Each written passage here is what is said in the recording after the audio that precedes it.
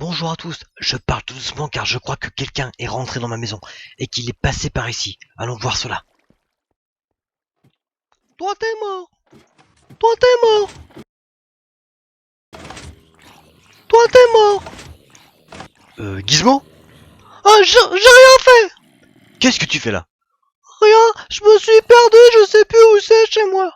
Oh non, Gizmo, encore? Bon, écoute, tu vois la porte là-haut, en fer. Tu l'empruntes et tu vas directement rentrer chez toi, c'est promis. Oh super, merci. Eh ben écoute, je t'en prie, et surtout, n'en reviens plus s'il te plaît. Ah mais, je suis chez moi. Eh, je te l'avais dit. Bon, le petit générique et puis c'est parti.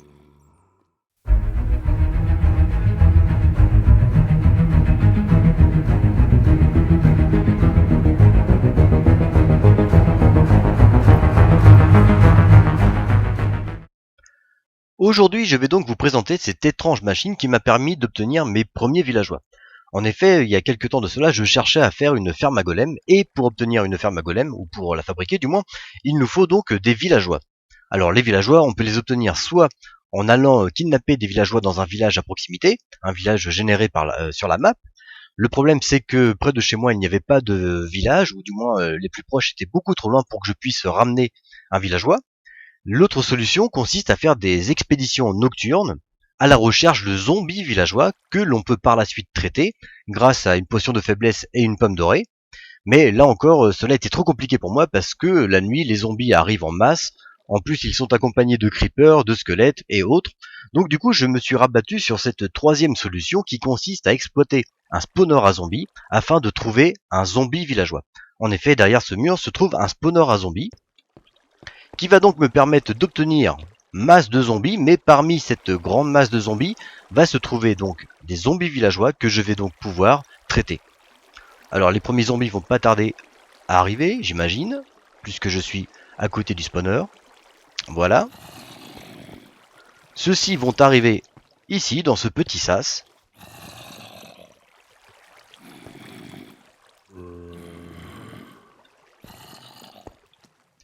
Ils ont un peu de mal à me voir, mais ouf, à force de se pousser, voilà, ils vont tomber.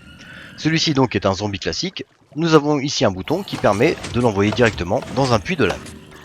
On répète cette étape jusqu'à donc tomber sur un... Ah, nous avons ici un cas un peu particulier, c'est que la machine a laissé passer deux zombies, et dont un zombie villageois, donc nous allons traiter les deux. Il y en a un que je vais traiter à coup d'épée, et l'autre que je vais traiter avec une potion de faiblesse et une pomme dorée. Donc là, pas besoin d'appuyer sur ce bouton là, mais plutôt sur celui-ci. Les zombies vont donc tomber. Le premier zombie est parti par le biais d'un wagon, il est arrivé ici, celui-ci je vais le tuer. Quant à l'autre, il est là, il se balade, je vais lui envoyer un wagon dans les pieds.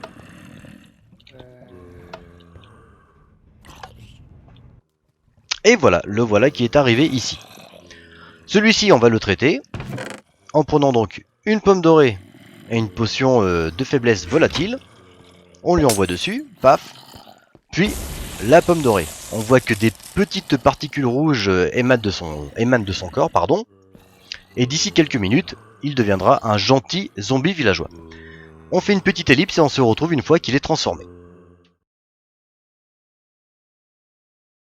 Notre zombie villageois s'est donc transformé en un gentil villageois. Ici nous avons un forgeron.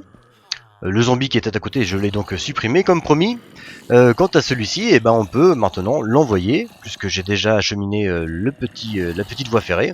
On peut l'envoyer jusqu'à notre future ferme à golem. Et voilà. Ensuite, nous pouvons donc répéter l'étape si nous souhaitons avoir un deuxième zombie villageois. Un bouton pour éliminer et un bouton pour garder et sauver un villageois. On se retrouve donc maintenant en mode créatif pour une explication du système. Voici donc à quoi ressemble la machine en mode créatif. Alors là, je l'ai entièrement désossé, mise à nu. J'ai remplacé quelques blocs par des blocs de verre de façon à avoir une meilleure lisibilité sur le système.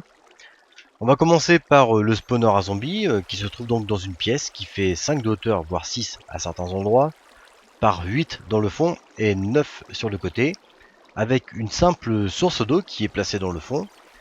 La source d'eau logiquement s'arrête ici, Alors il suffit simplement de casser les blocs qui se trouvent sous les derniers blocs d'eau pour la prolonger jusqu'ici. Et là nous avons une deuxième source d'eau qui va emmener les zombies jusque là.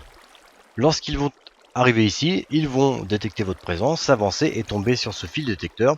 Si ce n'est pas le cas, ils seront poussés par leurs petits copains. On va voir donc comment cela se passe. Alors là j'ai enlevé volontairement les deux blocs, il y a deux blocs ici, hein, pour vous montrer le petit système avec les crochets et la ficelle. On peut remarquer que j'ai mis des escaliers juste sous les crochets. Si vous mettez des blocs, les crochets et la ficelle ne vont pas se lier correctement. Donc il faut passer par des escaliers ou des demi-dalles par exemple. Le zombie donc une fois qu'il va arriver ici va actionner ce crochet qui va donc alimenter ce piston. Ce piston va se déployer et bloquer le passage. Donc les autres zombies ne pourront pas tomber tant qu'un zombie sera ici. Ensuite, il ne vous restera plus qu'à faire le choix entre appuyer sur ce bouton pour l'envoyer dans de la lave ou appuyer sur ce bouton pour l'envoyer là-bas afin de le traiter.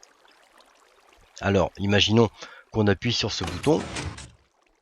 On a entendu deux pistons s'activer. Effectivement, le premier piston ici, c'est un pulseur. Donc, lorsque nous appuyons sur le bouton, nous activons un pulseur qui va alimenter un répéteur réglé sur 2 de façon à éteindre correctement cette torche qui alimente donc ce piston. Donc le piston ici va se rétracter et ce bloc, c'est le bloc qui se trouve donc sous les pieds du zombie. Le zombie va donc faire la chute dans son petit bain de lave.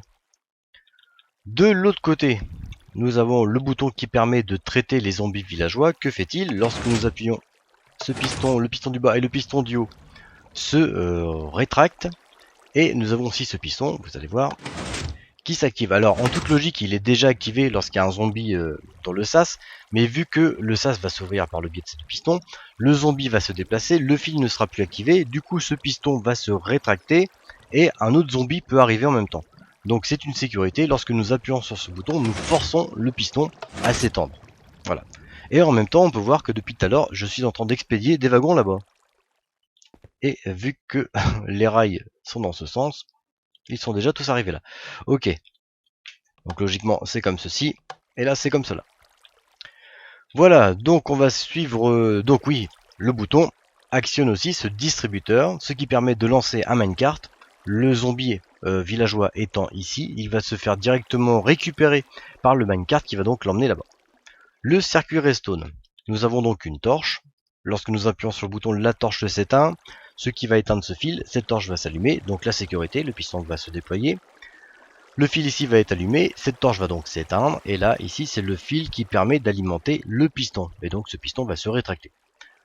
Le courant descend aussi en bas, alors donc nous mettons classiquement cette demi-dalle, ce qui permet au courant de partir vers le bas et aussi vers le haut. Donc le courant descend, descend, descend, il va du coup s'éteindre, donc cette torche va s'allumer, elle va alimenter ce fil, cette torche va s'éteindre, du coup le piston du bas va aussi se rétracter, donc voilà, notre sas est entièrement ouvert. Et en même temps, le courant part dans ces trois répéteurs, tous les trois réglés sur 4.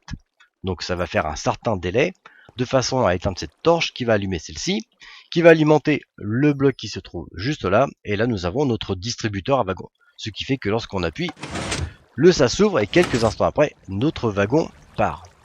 Il part donc là-bas, alors forcément, j'ai activé le système. Voilà. Notre zombie villageois va arriver et tomber ici. Alors pourquoi j'ai fait un système comme ceci? J'aurais pu simplement mettre un bloc devant et ne pas alimenter ce rail. Vous allez me dire que le wagon serait arrivé ici et se serait arrêté là, mais alors je sais pas si c'est parce que je suis sur une snapshot. Dernièrement, à chaque fois, le wagon arrivait avec son petit zombie villageois et il rebondissait systématiquement sur le muret pour repartir dans le par ici. Donc du coup, j'ai avisé, j'ai improvisé et j'ai créé ce petit système qui fait que le zombie villageois arrive avec son petit minecart et chute fatalement, donc du coup il ne peut pas repartir.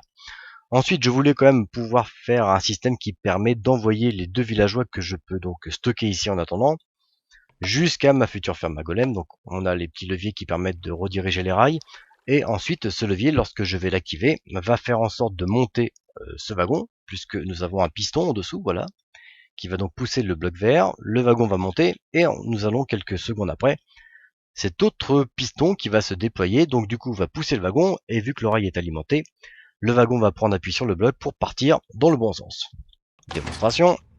Et voilà, c'est parti. Eh bien, je pense avoir fait le tour de ce tuto. J'espère que vous aurez apprécié cette vidéo. Quant à moi, je vous dis à une prochaine.